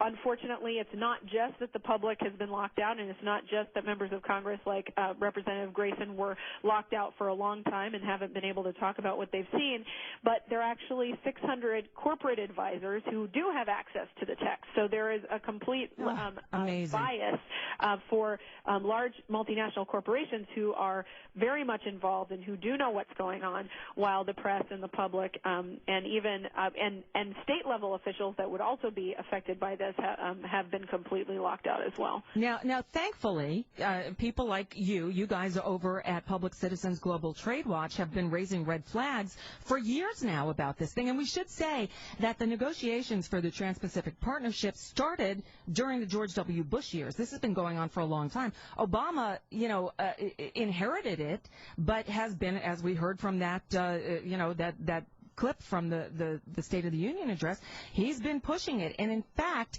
this year, in this past year, there's been a major push from the administration for what they call fast-track authority. They were pushing Congress to push the approval of the Trans-Pacific Partnership through with no revisions, very, very limited debate, an up or down vote, that's it. And thankfully, it seems like there are some cooler minds on both sides of the aisle saying, hold on a second, not so fast. This is too important to give you this fast-track authority, yes? Yes, that's absolutely correct. That under the U.S. Constitution, it is the U.S. Congress that has authority over our trade policy, and yet in the 1970s, President Nixon cooked up this new way of delegating authority, an extreme delegation of the Congress's authority to the executive branch, so that Congress basically ties their hands and they and allow the executive to negotiate, and then, they give up all of their rights to mark up the bill, to amend it, et cetera. And so because especially now that these trade agreements, and as you mentioned, aren't about trade anymore. There's a very small part of them. There are 5 chapters out of 29 that have in the TPP that have anything to do with what we typically think of as trade. The rest have to do with jurisdictions about our medicine prices, about financial regulation, about the internet freedom, about food safety. All of these areas that you wouldn't think of that have anything to do with trade are implicated. And so to have this type of authority where Congress just signs away their authority in these trade negotiations is becoming more and more seen as preposterous. And even before a bill was introduced for this fast track, there were the vast majority of Democrats in the House, and a large number of Republicans said that they would not support the delegation of this fast-track authority for different reasons, but because they see that as really, undermining the checks and balances that exist in our system. Exactly, and Melinda, when you said that it's not, and I said too, it's not only about trade. I mean, there are so many things in here, and again, we haven't seen the full text. A couple couple of sections have been published by WikiLeaks, thankfully, one on intellectual property, and another one, we've learned that what the Trans-Pacific Partnership would do is open up sort of like a world tribunal, like a world court that corporations could go to. If they feel, for instance, say Corporation X, a company based in Swahili land, I don't know, whatever, in country Y. Country Y says, well, we want to make these widgets in the U.S., but the U.S. has these environmental laws, and they won't let us pollute their rivers by manufacturing these widgets. So because they're not allowing us to manufacture them in their country, they're costing us so many $1 billion a year. So we want to sue the U.S. taxpayers, for reparations to make up for the money we're gonna lose because they won't let us manufacture. They won't let us break their environmental laws. And this global tribunal could say, okay, we award you $10 billion from the U.S. taxpayers. Am I blowing that out of proportion? It's almost impossible to believe, but unfortunately, this is not even hypothetical. These types of investment provisions, as they're called, have been included in trade agreements before, including NAFTA, that allow corporations to sue governments, elevate them to the level of a government, and allow them to sue for unlimited compensation if there is a policy or a safeguard that's put into place that they consider affects their, including expected future profits. And we've seen these tribunals, because it's not even fair to call it a court, because they're arbitration tribunals of 3 private sector lawyers that decide whether the terms of the treaty have been a violation of the investor rights and require the government to pay compensation. So the taxpayers then compensate these corporations. This isn't hypothetical. We're seeing more and more of these cases being launched. There's a case currently, a U.S. natural gas company is suing Canada under NAFTA because they have a moratorium on fracking under the St. Lawrence River. They're saying they have a right to mine under the St. Lawrence River. And the fact that there's a moratorium, while they undertake environmental impact studies, they say that is a violation of their investor rights. We're seeing billions of dollars in claims against Germany because they are phasing out nuclear power after the Fukushima disaster in Japan. There's a Swedish company that's saying, if you phase that out, we were expecting to make money by having nuclear power, and therefore you need to pay us $5 billion in compensation. So we're seeing more and more of these in Australia. There are tobacco control legislations being attacked by Philip Morris. They're saying that is a violation of their ability to make money, selling cigarettes in Australia. Obviously, given they're actually saying that their trademark is their intellectual property that's being violated by having large labels about the warnings on smoking. So these types of policies that governments need to be able to enact to protect the public. When we learn that there is learn that a chemical is toxic, the government needs to ban it. It is not fair for a foreign corporation to be able to sue for compensation for that. Right, and the Trans-Pacific Partnership takes this to just a larger level. There's another thing we didn't even discuss, and if it were just a trade bill, the U.S. trade deficit has exploded since NAFTA, and it has not been good for us. It won't be, the Trans-Pacific Partnership wouldn't be good for workers' rights.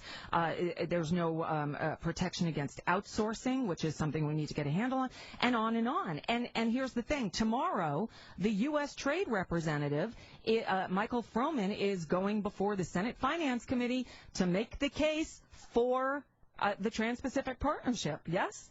Yes, it's true. Unfortunately, we have seen the countries that we have trade agreements with, we have vastly increased trade deficits. And what that actually means is that the promised jobs from these trade agreements, what we've actually seen is a decimation of the U.S. manufacturing sector under these types of agreements. And instead of learning the lessons from the past, what they are planning to do under the TPP is simply expand that model, and not just to Mexico, but to countries like Vietnam, which is the low-cost alternative to China, and which will increase and incentivize offshoring of U.S. jobs. And then, then you want jobs here. Well, then, I guess the job creators are going to have to compete with Vietnam. So let's do away with the minimum wage, because if they'll work for 25 cents an hour, why should we pay you $10 an hour?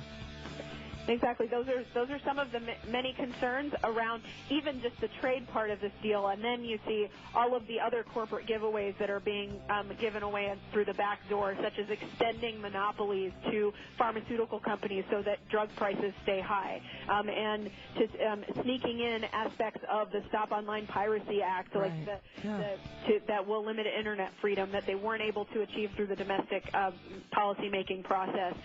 Financial deregulators are trying to get their goodies in there so that we can't regulate Wall Street the way that we need to. And so, so it's very important for citizens to be aware of this and to make sure that their member of Congress stays firmly against giving fast-track authority for the TPP. The only way we can have a type of agreement that will be beneficial to the American public is for there to be a robust public debate, for it not to be done completely behind closed doors, and then for Congress to delegate its authority. There are many ways that people can get involved, but there's the stopfasttrack.com is a website people can go to, exposethetpp.org.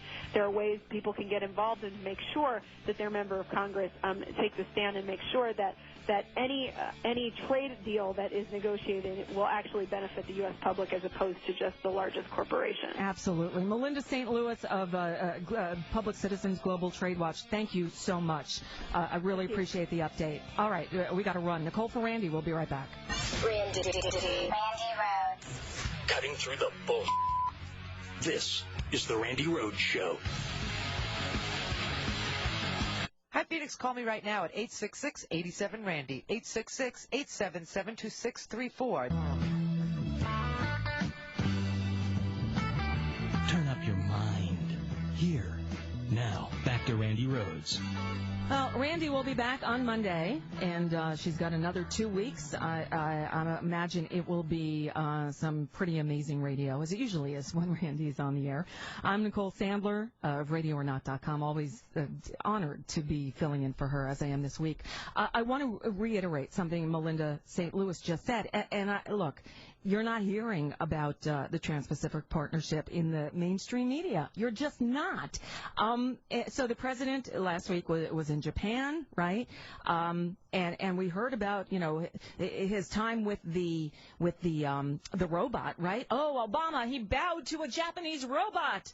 Right, but they didn't talk, none of them talked about the negotiations with Prime Minister Abe about the Trans-Pacific Partnership. But Market Watch has an article posted yesterday that says the whole Trans-Pacific Partnership agreement is in danger of collapse in the wake of the failure of President Obama and the Japanese Prime Minister to settle long-standing bilateral issues. And the whole thing could fall apart. And for me, that would be a good thing. But don't take my word for it. Read up on it. You can find a lot of information about the Trans-Pacific Partnership at exposethetpp.org and stopfasttrack.com. And whether or not, you think that this agreement is a good idea, I can't imagine why anyone would be in favor of granting fast-track authority. Because what that does is it says no revisions, no amendments, no limited debate. I think it allows for 1 day of debate, which is no time at all. Really doesn't give members of Congress time to even read the thing. They just want blanket approval. And there are too many red flags in there. In times, in my last conversation with Congressman Grayson about it, the thing that he focused in on was the trade deficit. The trade deficit has exploded since NAFTA went into effect, and will only get worse. I've interviewed Senator Bernie Sanders about the fact that manufacturing in this country, 50,000 factories have closed here since the economic disaster of 2008. Thank you, George Bush. And the Trans-Pacific Partnership won't make things any better. And while we're fighting for workers' rights to earn a living wage, a deal like this would make sure that that workers are not going to be able to make a living wage. It would bring down salaries here because jobs would be incentivized to go overseas. Because, hey, in Vietnam, they pay workers 25 cents an hour. Why should they pay you $10 an hour or $15 an hour when they can get the stuff made over there for next to nothing? Remember that study? It's in the homework. The CEPR said 90% of workers in the U.S. would see a decrease in wages under TPP. Check it out. Homework page. Do your homework. Again, that's why it's the homework page. And exposethetpp.org. You'll get more information there. So, Rush Limbaugh thought or telling us he made a funny, he's a comedian. He told a really good joke. So I thought, you know what? We need some really good jokes. So our friend and sexy liberal John Fugelsang will join us next. Because, too much anger is not good. You need to laugh once in a while. Nicole for Randy, back with Fugelsang next. Take Steps. On Premier Radio Networks. Well, it's Nicole Sandler in for Randi Rhodes today. And so earlier in the show, if you were listening, I was a little perplexed because, Rush Limbaugh, who has this giant contract, who's making millions of dollars a year and is allowed to say all kinds of despicable, bigoted, racist, sexist, misogynistic things on the radio and gets away with it, no consequences, now is the arbiter of what's funny. And so he's telling us that what he said about Donald Sterling, that the reason he's in so much hot water is because he didn't give enough money to Obama. Here, listen again. He said this was a joke. This is not news to anybody who has known of this guy. This guy's a big Democrat. The only reason he's in trouble right now is he did not give enough money to Obama. Okay, and so he was criticized about that, on CNN, and after, I guess making a funny at the expense of Don Lemon, that wasn't funny, he said... I was making a joke, and a quite good one, by the way, if I say so myself. Again, I think laughter... follows a good joke, but, hey, that's just me.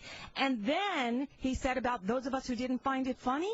These people have no sense of humor, particularly when it comes to Obama. We have no sense of humor, particularly when it comes to Obama. So I thought I would actually call on somebody who understands what funny is, who actually makes me laugh all the time.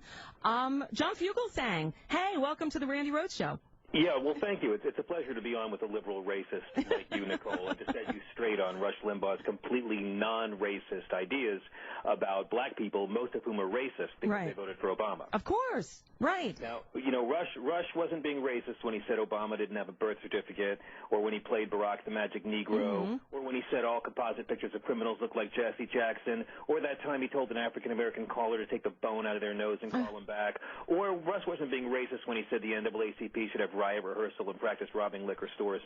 You just don't understand what humor is. I see. That's what it is. And the thing is, that the liberals, these people, I guess that's me, we have no sense of humor, particularly when it comes to Obama. So, what about this? I'm also hard at work on plans for the Obama Library, and some have suggested that we put it in my birthplace, but I'd rather keep it in the United States.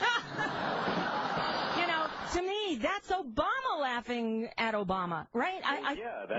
That's how you handle these trolls, like a boss. That's how it works. Look, Rush Limbaugh, he was so racist. Remember, he tried to buy a team, and he was so racist the Rams wouldn't let him. He once said that in the NFL looked like the Crips and the Bloods without the weapons. This guy was so racist he wasn't allowed to buy a team, okay? That also makes him the first man ever to be rejected by sheep since the Rams turned him down. But, you have to understand something. This is Rush Limbaugh's whole whole thing. I mean, he is so racist, his crosses burn themselves. This guy's favorite bedtime story is the Dred Scott decision. Did I say racist? Rush Limbaugh is so racist, he wrote a song called I'm Dreaming of a White Kwanzaa. He's writing a screenplay called Django Rechained. I'm telling you, he's a racist man. He's driven away more sponsors than Lindsay Lohan at Betty Ford. He's a very racist gentleman. The only science he believes in was the Tuskegee experiment. He's a racist man. It's okay. You see, John, that's the thing, like, about jokes. You laugh. People laugh at them. They evoke laughter. And Rush's response to Don Lemon, who rightfully said, you know, this is a stunt. He's just trying to get attention. Was to say, oh, well, and how Rush said, Rush's comeback to Don Lemon was. Don Lemon, who sleeps with men, proudly. I'm guessing that was a joke, too? Rush doesn't even sleep with any of his 4 wives. No, and then he goes off to the Dominican Republic with, hundreds of Viagra pills. I guess maybe part of Rush is a joke. Well, I mean, look, the thing is, he's like anyone else or like any other creepy guy who gets caught saying something vulgar, or when a guy is hitting on a woman in a vulgar way or says something offensive and then tries to say, I'm just making a joke, sweetheart, lighten up, get a sense of humor. These are horrible troll-like men who are dying off. Rush Limbaugh is so racist, he blamed Rodney King's head for ruining 4 perfectly good bats. The only time these guys ever get upset about racism is if someone on the left says something about a black conservative, and then suddenly they're in the March on Washington. Rush Limbaugh is so racist, his safe word is apartheid, Nicole Sandler. This guy, and by acting this racist, it keeps him rich, because it's still legal to be racist in our society, and they are a dwindling but significant radio listening demographic. The middle-aged white guys with impacted colons who are mad at the world and can't blame the trickle-down prize for never coming to their mailbox. Boy, that you said it all. I mean, you said it all. But so seriously, John Fugelsang, this has been a week when, boy, the racists have just crawled out from their holes, right? Starting, you got Comic-Con for racists. Really? I mean, you got Cliven Bundy, you got Donald Sterling. Of course, with Rush, it's an ongoing thing. But how? I said the other day that I thought maybe, obviously, there's the underlying thing. They're so freaked out that there's a black man in the White House that it's all bubbling to the surface. But the other part is, I think they're emboldened because they do hear people like Rush Limbaugh spouting all the stuff you've been saying, right? They hear Sean Hannity sort of deifying George Zimmerman and Cliven Bundy. I mean, I think they are emboldened by hearing all of this stuff just thrown out there with no repercussions on a daily basis, and they think, well, if they can do it on radio and TV, I guess it's okay to wear my racism loudly and proudly. Well, again, he's giving them what they want to hear. Rush Limbaugh is an entertainer, and it's one of the wisest things he ever did, along with Glenn Beck, is claim that they're entertainers, because they are.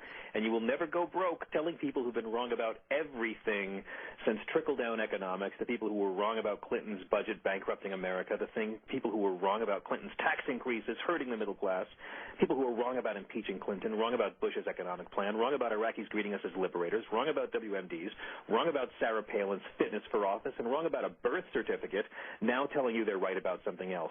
You will never go broke telling these Fox News viewers that they've been right all along as a cruel, indifferent reality passes them by. Well, you're right. And John Fugelsang, you brought up Glenn Beck. Now, Glenn Beck was kicked off of the fake news channel, but he still has a daily, nationally syndicated radio show for which he gets paid lots of money. And did you hear what he said yesterday on his radio show?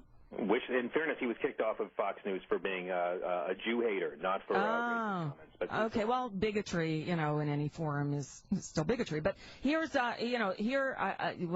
it speaks for itself. Here's what he said yesterday. Wait a minute.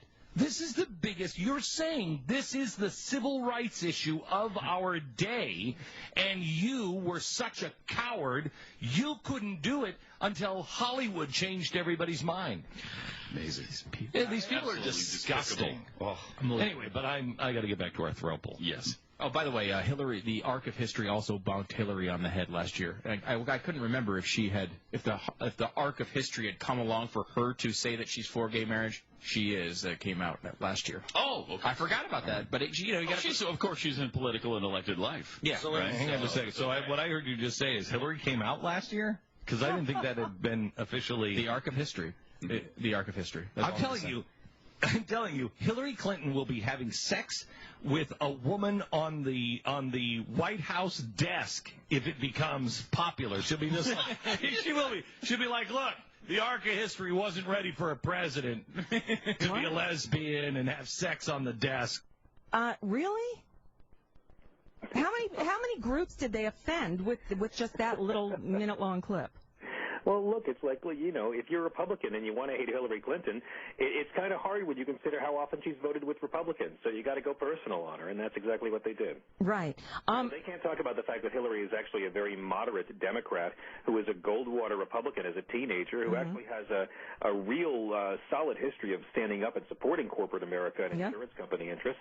They can't call her a liberal because she's not. Nope. If she's the nominee for president, I'll support her against Jeb Bush or Rand Paul. Right. I'm sorry, I mean to say I'll support Bill Clinton's wife against George Bush's son or Ron Paul's son. Because 2016 is when we celebrate 240 years of a revolution against inherited power, so this is what our options will be for president. I'm sorry, but I'm an Elizabeth Warren fan. Me too. Yay. She's a MILF. She's a mom I'd like to vote for. Me too. I like that. MILV. I'm going to use that. I'm going to steal that from you, John Fugelsang, because it's true and it's funny. You know, I like how that works.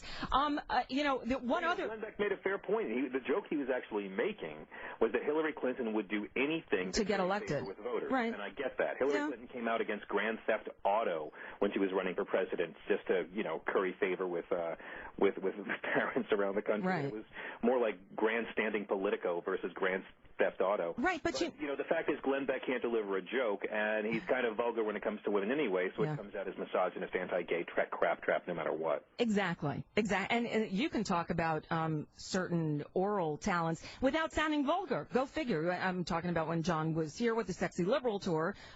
Your new, you do this bit in your act that gets kind of dirty, but it's still not vulgar. It's kind of enticing. Well, I lose one bad word in it, but on the Sexy Liberal Tour, I was getting tired of people complaining that I wasn't doing any dirty material, only talking about politics and religion. So you got dirty. On some dates, I'm closing a set with a very filthy piece that only has one bad word, but it's about a very filthy act, and it's not filthy. A pro-feminist piece.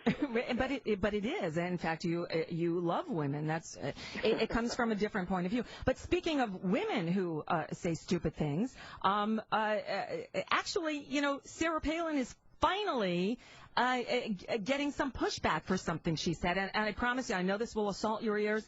I won't. It's only like 4 seconds, so bear with me. She said this. Waterboarding is how we baptize terrorists. So it was the NRA big gathering last week, and Sarah Palin, of course, did that, and now like Christian groups are mad at her. Well, they should be. She managed to urinate all over the Constitution and the Bible in one 4-second soundbite. Amazing. How do you do that? How do you take an instrument of torture, which is the crucifix, and equate... I mean, that's an instrument of torture. How do you equate baptism with torturing somebody? Waterboarding's not simulated drowning, Christians. It's drowning someone and stopping before they die. It's torture. The Geneva Convention said so. We said so after World War II. She thinks it's just dandy. And again, Sarah Palin's in the same position Rush Limbaugh's in. She's never going to have to actually run for elective office again. She'll pretend like Trump to raise more money, but she's got to stay in the public eye so she can sell more gullible Christmas books to people. So she'll say outrageous things like this because she knows the liberal media will go crazy over it, and Fox News will run to her defense. And if she was any more in the bubble, she'd be Glinda the Good Witch. But just pretending to be, because there's nothing good about her. I'm sorry, she is an evil witch. Well, I don't know. I think that she's more. I think she's just all about herself. You know, I think she is relevant because no Republican outside of Dick Cheney will ever criticize her because every Republican wants her endorsement. So it's really interesting watching someone who's so irrelevant, yet they're all afraid to say it. Cheney's the only GOP who called her out on quitting the governor's mansion because she felt like it. Oh, did he? Oh, good. It's nice to see him take a stand on something that's not about... He's never running for office again. Right, I guess. Well, but it is nice to see all these Christian groups coming after her because they tend to, they gather around people who are doing horrible things. I mean, look at how they got behind Clive and Bundy. They got behind George Zimmerman. You know, they embrace people. Those weren't Christian groups getting behind those. No, that's true. That's true. Groups. You're right. You know, and also we need to, you know, it is worth knowing, while Americans love to wag their finger anger. And yes, I know it's true that you can say, all we do for activism is getting mad as an obvious bigot.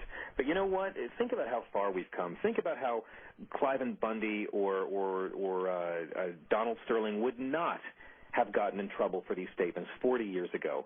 It's happening slowly, but we are evolving. We are getting better. Everywhere you want to point and say human beings are getting worse, I'll show you 2 or 3 areas where we're getting better. Look at how much more accepting we are of our LGBT brothers and sisters. Mm-hmm. The greatest strides in civil rights advancement in human history occurred for LGBT folks in the last 25 years.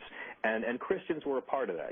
So I can't slam all people of faith just because the right-wing fundamentalists, who are always the ones ruining it, keep on doing what they do. And it's the same here. As trite as it might sound, I'm really proud to live in a country where these statements are, so reviled. Yep. I would rather see Americans direct that anger against a racist drug war and a racist sentencing system and a racist income divide. I'd be much happier if we could keep that rally going, kids. But in the meantime, it is good to see that people do stand up for things, and there's no way you can defend what Sterling said. By the way, I do think it's great when the right evil billionaire finds the right evil arm candy. I think it's a great love story. Yeah, they deserve one another, don't they? Mm-hmm. The minimum wage thing today, this is the real racism. This is like... It really is. It's just incredible what we're seeing going on, and how these millionaires in Congress have decided that people who can't live on the minimum wage are doing just fine. Right, and I see people arguing with you, the trolls on Twitter. It is incredible how people will continue to fight against their own best interests. One day they'll wake up like the guy. There's a story about a guy who was Obamacare is evil, Obamacare is horrible, it's going to kill you, until he got sick and he was like, oh wow, wait a minute, it's helping me.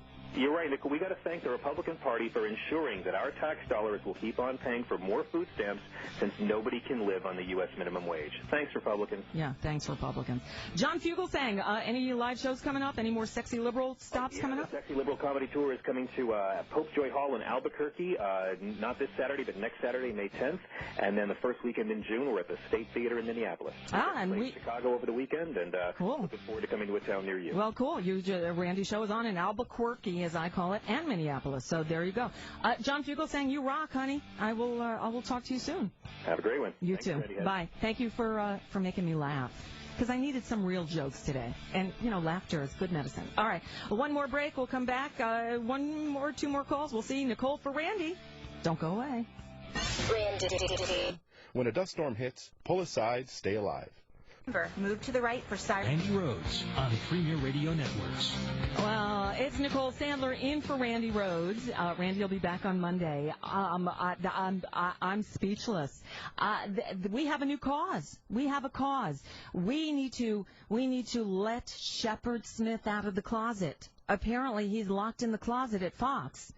Oh, not that closet. Not that kind of closet. Oh, not that closet. Shepard Smith, according to Gawker, new piece up at Gawker, Shepard Smith has a longtime boyfriend, and he wanted to come out, and Roger Ailes said no.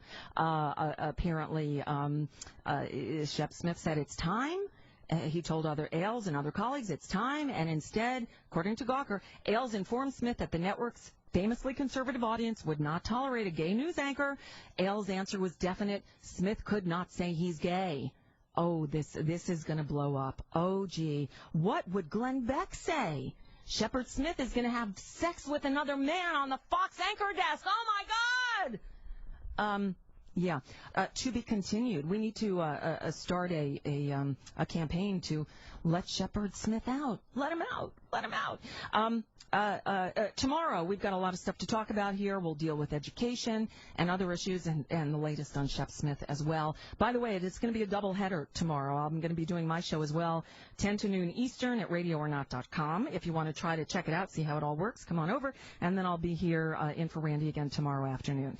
Let's get back to the phones. And Marty in Santa Barbara, California, listening on iHeartRadio. Hey, Marty. Yeah, Nicole. Along with the positivity that the Democratic Party has and Elizabeth Warren famously has as well, I think we do need to get a little bit more Fox News on our base. we need to have, because we're telling the truth and they're not. I know. And we need to have people come on and be as outrageous as Steve King and Louis Gohmert and these morons, and really scare the holy crap out of the base, because we can legitimately say, you are going to have your vote suppressed. Yes. You are going to have no options with abortion. Right. You are going to lose your Social Security. You are going to lose your Medicare. You are going to one thing after another. This is your life with Republican rule. This is your life. You want to go there? Right. We have the proof. They've already said it. It's like a Republican Mein Kampf. They've already published it. Everybody knows what they want to do. And we need to share our folks and get them as angry as the other side is, but for the right reason. Be afraid. Be very afraid. Thank you, Randy. Nicole for Randy. See you tomorrow. Bye. On the Premier Radio Networks.